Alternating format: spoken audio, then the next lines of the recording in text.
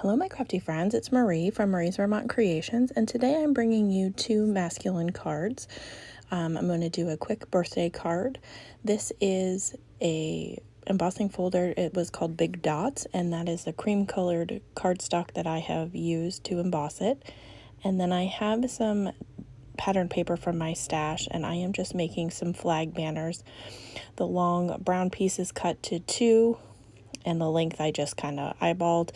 And then this one, a little wider, I believe is 3.5, something like that. And I am just trimming flags into here. I'd like to snip in the middle and then come in from each side, but for this bigger piece, I kind of misjudged, so I'm just evening them up for, to make it look a little more symmetrical.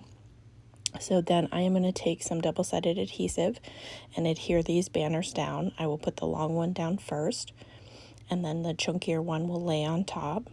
And then I have a third piece of pattern paper, which I think coordinates with it. I decided to go with the original side that I had. It is a double-sided piece of paper, so I could have used either option. So this piece I didn't put all the way to the top. I left a little bit so you could see more of the long brown piece. And then this, you could also put flag banners on the ends of each of these if you wanted to, but I opted to keep it the full, rectangle. And so then I have a circle that I have cut from that same cream cardstock that I had embossed. And I am taking a birthday sentiment from this Simon Says stamp set. It came in a card kit. It says birthday wishes. So I'm going to struggle to get my piece of paper to adhere to the Mini Misty. I had put some double-sided adhesive to avoid this, but I managed to pick it all up at the same time. So I'm just readjusting that, and then once I get it to where I want it to be, I will make sure that it's in the Misty, press way down, and I will use some of the VersaFine Clair Nocturne ink to stamp my sentiment. And then I will take and adhere this using that same double-sided adhesive or tape runner. You could pop this up with some foam adhesive if you wanted to give it a little bit of dimension, but I kept everything flat for this card. And then I will take the entire panel after I take my sand eraser, because of course I smudged the ink. So I'm just going to remove that gently with the sand eraser. I highly recommend you have one of these in your stash. And then I will take the tape runner and adhere the entire panel to an A2 size card base. I used a white one. And so that will complete this project. And I am going to then do another birthday card, but it will be a shaker card. And this will probably be the last Masculine Monday cards that I do for a little bit. I'm sure, pick it back up at some point, but I have the Christmas series started, and I still have some Halloween cards coming your way, so stay tuned for all of those.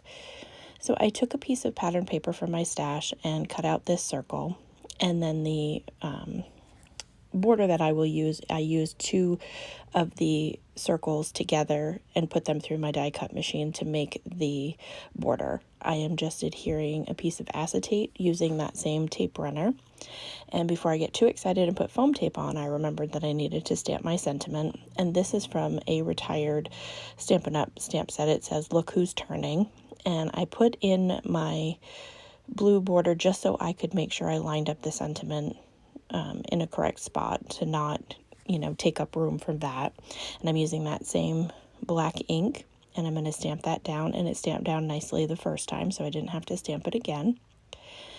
And then I will take and put my foam tape on the back of this panel. I am using some wider, this right here, probably 1/2 inch, and then I have a 1/4 inch foam tape, and this is really thicker, so you don't need to double it up. If you had thinner foam tape, you would just want to fold it onto itself to have enough room for your sequins to move around.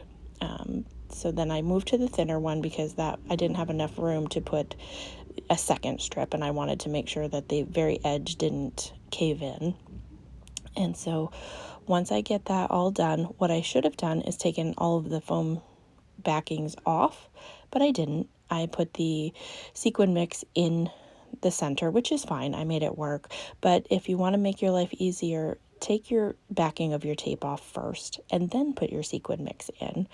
And I am just using a retired mix, which is from Sparkle Blends, which unfortunately is no longer available.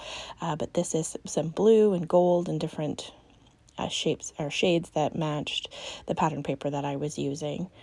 So then I will take off the center backings of the foam tape, and I have a second piece of acetate so that I can put it on the back, because I'm adhering this directly to my card base and I didn't want to end up putting it on there wonky since it is slightly smaller than my card base. So eyeballing that would have been a total disaster.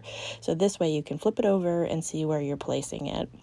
So after I shake it, of course, to make sure that it's looking well, and then I put it up against the white panel just to make sure that that looks good. And I liked it because you can see the color of the sequins, and also the 50 that I'm going to put on there will also stand out. So I'm just adding a little bit of wet glue along the exposed foam tape so that this will adhere to my card panel or my card base, and give me a little bit of wiggle room in case I don't get it placed down correctly the first time.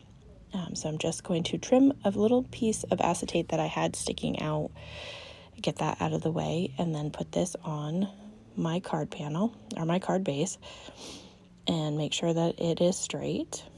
And then I will take that ring and put some double-sided adhesive along there and put that down. And I do realize before it sets that I have it a little bit over to the left, so I adjust it to make sure that it is more in line with the words, because right here it's a little off kilter, and I realize it about here and slide it over while it's still able to be moved. And then I take the dry adhesive here, the tape runner, that's the word, and I put it on the back of the 50. I have these number dies are just from my stash. I'm not even sure what company that they're from. And you could use wet adhesive, but I don't have the patience to wait for that to adhere to acetate. So I find this type of adhesive works better. And once I get those centered the way that I like them, that is going to complete today's project. If you have any questions or suggestions, feel free to leave me a comment down below. And stay tuned, because starting very soon is the Christmas series. So I'm going to have 2 projects a week, Christmas themed, and in between that will also be some Halloween projects. So as always, I hope that you have a great day.